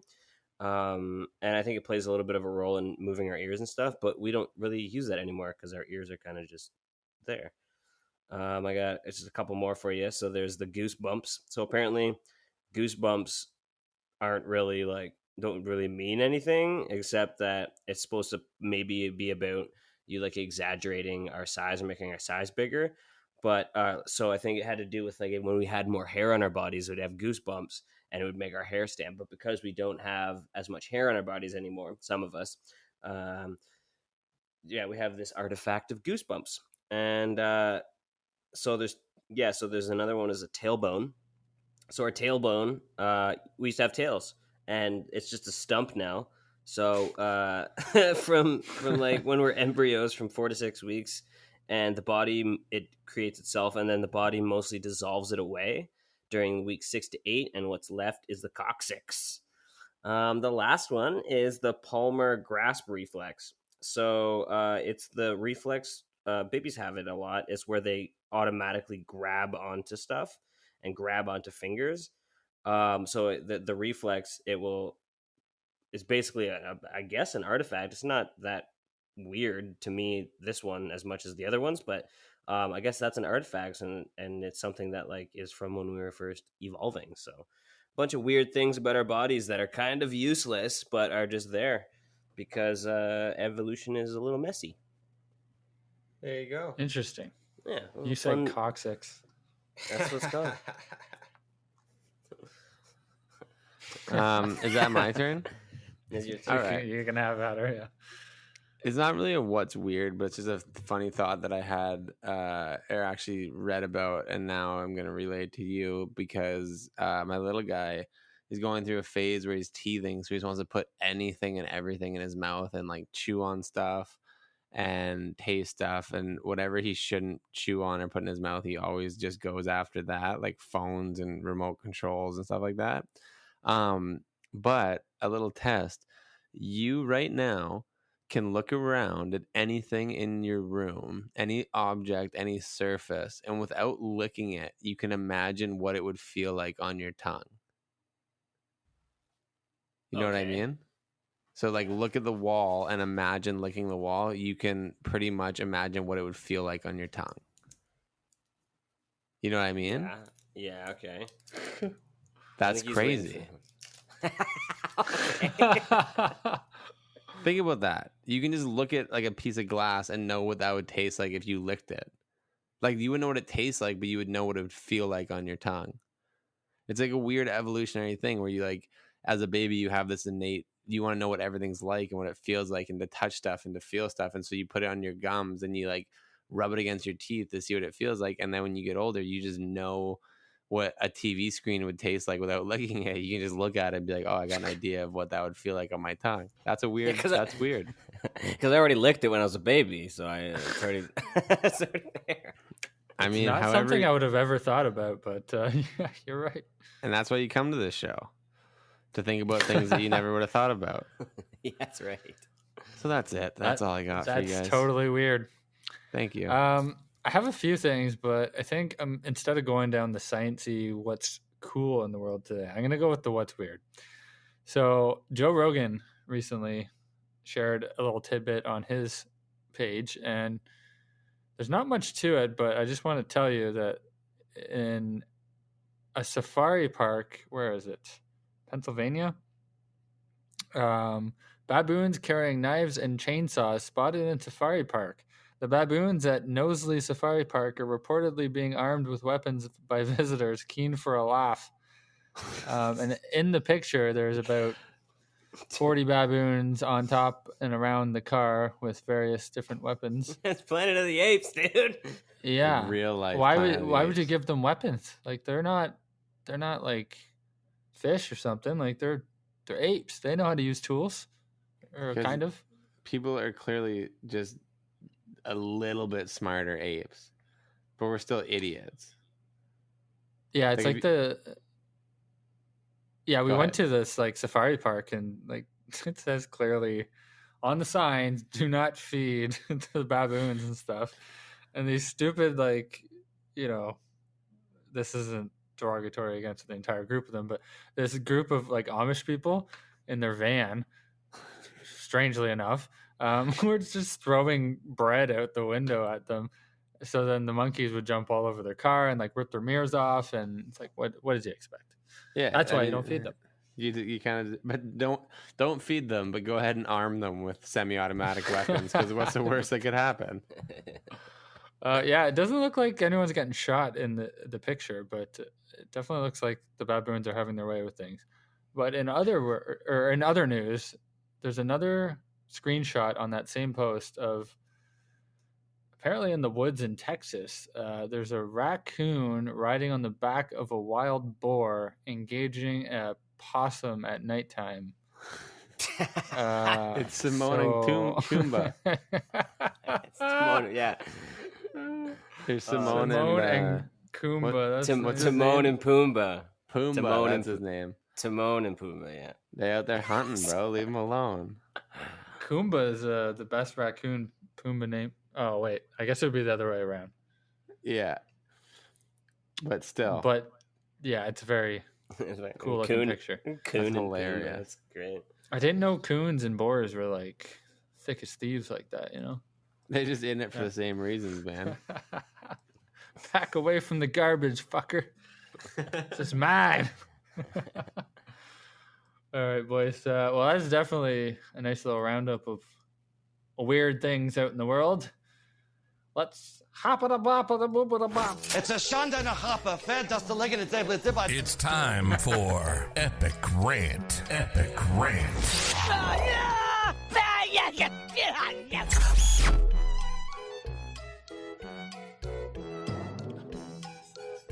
Okay. Yeah, I left that going a little long. Sorry.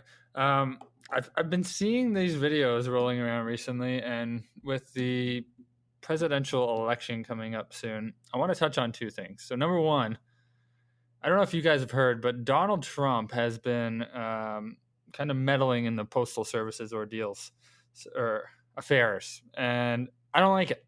So apparently he hired this guy as the new postmaster general. I can't remember his name, Joel Fuckface, whatever his name is. And he's been taking like automatic sorting machines out of different postal offices just in time for the November election, when there's going to be like a record number of mail-in votes because of this coronavirus thing. So he's trying to influence the election by taking away one of the main ways to vote to try to discourage voter turnout. And he's not even lying about it. You can go Google after we get off here and kind of look into what he's said about it. And he basically said, yeah, I don't like the postal service. I'm gonna do what I want. So yeah, Donnie, get your shit together, bud. Don't fuck with the postal service. Let it be what it is, and people rely on that shit. So I'll leave it be. And then the other thing I wanted to touch on, it's kind of related to the election, but not really. His opponent, I guess we shall call him, Joe Biden. Have you guys know much about this fucking guy? Yeah, dude. You know about Joe Biden? Do you know about his proclivities to touching people? Have you heard of this? I've seen memes, but I don't know it in a deep Oh, level. right. They call him. They don't call him Grabby Joe for no reason. I call him Grabby Joe. Yeah, That's a tough nickname, eh? Grabby Joe. It's Grabby Joe, Sleepy Joe. Yeah, none of them very flattering. I mean, despite this cringeworthy, creepy video, which is the second one I've seen in the last couple weeks, it's not flattering at all, and I'll dive into it a bit here. But I would still vote for him over Trump, and that's just saying how bad Trump is. But anyways, there's this video floating around, and I guess anybody that listens to this, if you haven't seen it, go check it out. Make your own determinations about it. But my view on it is, if those were my kids, I don't care if you're the vice president or whatever the hell you are, a senator. You're not touching my kids like that. I am sorry, but there's nothing like grandfatherly about that. I mean, if you're going to hug them and you're going to pat them on the back and take a picture with them, that's fine. But when you're stroking their head like they're some fucking family dog, and you're like whispering into their ear and like kissing them like 15 times on the head and like rubbing their arm and like putting your arm on their hips and like right near some of the kids' like boobs, it's uncomfortable to say the least. So Grabby Joe, stop grabbing people's kids, take a picture like a normal person and be a little presidential out there. And Donald Trump, stop fucking with the post office. Rant over. There you go. Nice, dude. What is it? What is his slogan, Joe's? Is it grab him right by the gooch? No, it's come here and take a picture, little boy. He's I don't know. Michelle looked at it, and I think she wants to see the good in people. So she said, I don't really see anything too wrong with that. But my inquisitive, investigative eye noticed it was a little too Grabby Joe for my liking. How many fifth graders do you think Joe Biden could take on? Man. You don't have to answer that. How many Quaaludes you got? No. I don't think we need to go down that path. If you live in the States, we feel for you. You are stuck between a rock and a shitty place. You have no good option. Just do your best. Well, try hard. I mean, we can always get into it down the road, but Kanye 2020. Yeah, like there's a lot of people that say, "Oh, he was Obama's boy. They were buds, man. He can't be wrong. He can't be bad." Let me tell you, just because somebody knows somebody, don't mean shit, guys. Yeah. Grab Joe. #2020. Any parting words for you boys? No, that's a good way to leave it. Thank you, guys. We love you. Yeah, love yous. Yeah, we'll have another guest on soon, and can't wait to get in on it. Episode 13. So signing off. It's the See What Sticks crew. We'll see you guys later. Splat Bye-bye. That's all for tonight, folks. Tune in next week for more tasty podcasting goodness. Send us your thoughts and comments on our social media pages. And be sure to hit that like or follow button. Check us out at our website at www.seewhatsticks.net and give us suggestions for content you want us to discuss on the show. And any ideas you have for lightning round trivia. What's weird in the world today? And would you rather? Until next time, Splat Nation.